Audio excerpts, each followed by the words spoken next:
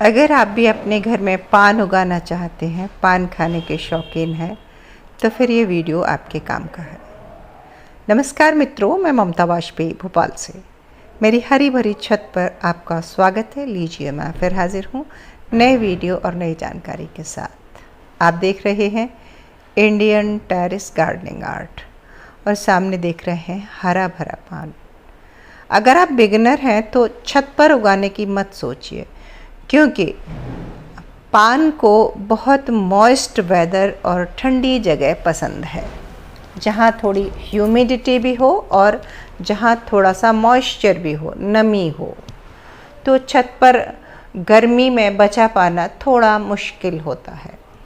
तो यदि आपका घर का कोई ऐसा कोना है, नीचे क्यारी है, जहाँ हल्की छाँव, हल्की धूप रहती है, वहाँ पान बहुत अच्छा होगा।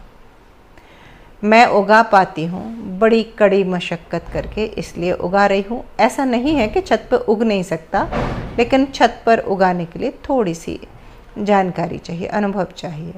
तो इसकी मिट्टी की बात करूँ, सनलाइट कंडीशन की, मैंने बताया इसका स्वभाव कि सनलाइट इसको चाहिए, लेकिन सुबह की लाइट मिल जाए तो अच्छा है। जब गांव में खेत में इसकी खेती करते थे, इसको पान बरेजे की खेती कहते हैं, यानी पूरे खेत में लंबे लंबे बांस गाड़कर और ऊपर छप्पर छा दिया जाता था एक घास से। वो घास का छप्पर ऐसा होता था कि जो उस छप्पर में से छन के थोड़ी धूप भी आए और थोड़ी छाँव भी आए।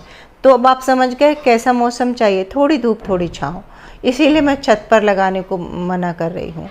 और गर्म तेज़ हवाएं जो मई जून की, वो इसको बिल्कुल नहीं चाहिए। पूरे पत्ते झुलस के बिल्कुल जल जाते हैं। तो गांव में इसीलिए छप्पर डालते हैं और फिर इसके पत्ते के ऊपर से पानी डालते हैं। तो हम अगर पत्ते के ऊपर से पानी नहीं डाल सकते, देखो इसमें रूट निकल रही है। ये बरसात का मौसम इसके प्रोपगेशन के लिए बहुत अच्छा है। जहाँ जहाँ से रूट्स निकलती हैं, वहाँ से कटिंग लेकर आप मिट्टी में लगा देंगे तो बहुत आसानी से लग जाता है। लेकिन जब आप उगा रहे हैं, गमले में उगा रहे हैं, तो मॉस स्टिक लगाते हैं, तो मॉस स्टिक को गीला रखेंगे तो इसे नमी मिलती रहेगी। यदि आपके लॉन में कोई बड़ा पेड़ है, जैसे कि आम का पेड़ है, तो उसके तने से लगा दें तो उस पर चढ़ जाएगा और ये चिपक जाएगा उससे। और देखो, मैं ये प्रोपोगेट कर रही हूँ बिल्कुल नए तरीके से।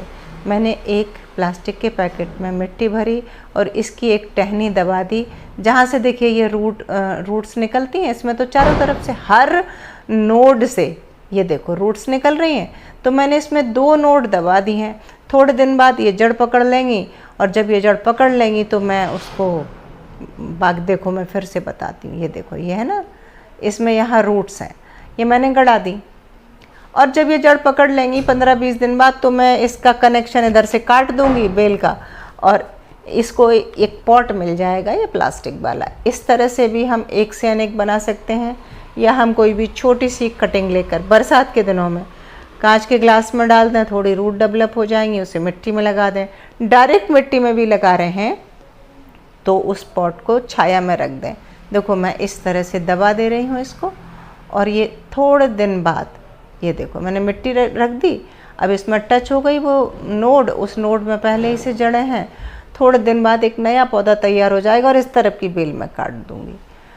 और मैंने ये जो पौधा आप देख रहे हैं, इसी तरह से तैयार किया था। जहाँ तक इसकी वैरायटी की बात है, तो वो आप फिर एग्रीकल्चर के हिसाब से देखेंगे तो बहुत सारी आती हैं।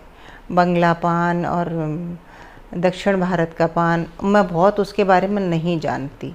मुझे तो जो मिल गया, एक छोटे पत्ते वाला भी था पहले, और इस गर्मी में मेरा मर गया।